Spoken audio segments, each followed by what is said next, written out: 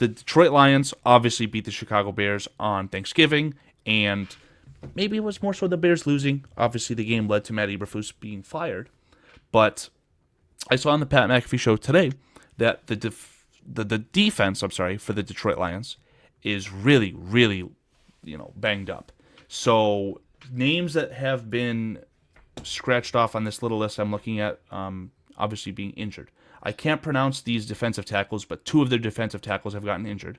5 of their defensive ends have been scratched off due to injury. Again, the great Aiden Hutchinson, Marcus Davenport, Josh Pascal, James Houston, and then I don't know if that's John Kaminsky or if that's the name.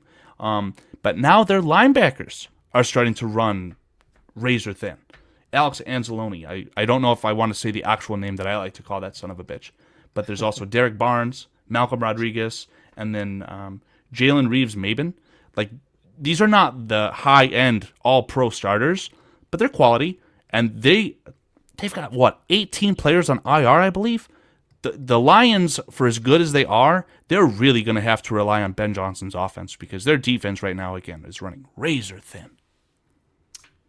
And I don't think that offense this year, at least, and I don't know when or where, but I have a feeling that the Jared Goff bubble just kind of has to burst eventually.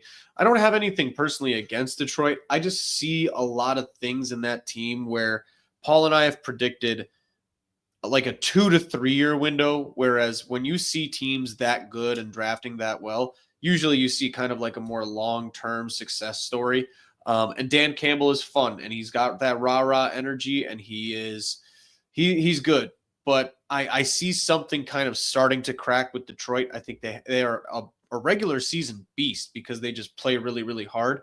But I see the same cracks as you do, and I don't know what it is about them.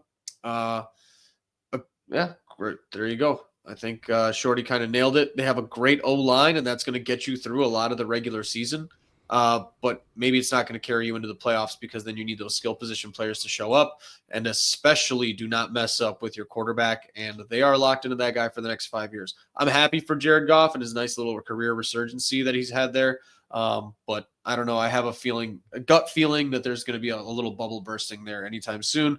And like you said, that defense is super banged up, and that's going to be an absolute just nail in the coffin come playoff time if they're playing good teams. And I'll just throw it out, right? Like, I genuinely think that Aaron Glenn could end up being the better of the 2 head coaches when you compare him to Ben Johnson, because Aaron Glenn is working. He's doing a bang-up job with much, much less.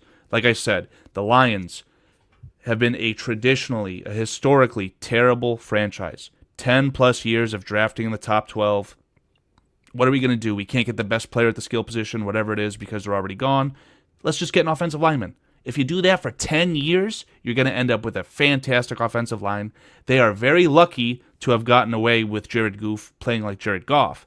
But other than that, I mean, I don't know, man. One thing to keep an eye on regarding the Lions, when I first saw this player against the Kansas City Chiefs to open last year, and every single game that I've ever seen him, especially his game against, no, I'm not going to mention the Green Bay game because he got ejected. But Brian Branch, if he doesn't play like an all-pro, that secondary feels to dip a lot. Kirby Joseph's a fine safety, but then your other outside cornerbacks, I know Carlton Davis didn't play against the Chicago Bears. That first-round pick of Terrion Arnold, they tried to talk him up on Thanksgiving. That looks like another Jeff Okuda situation, man. He may not pan out.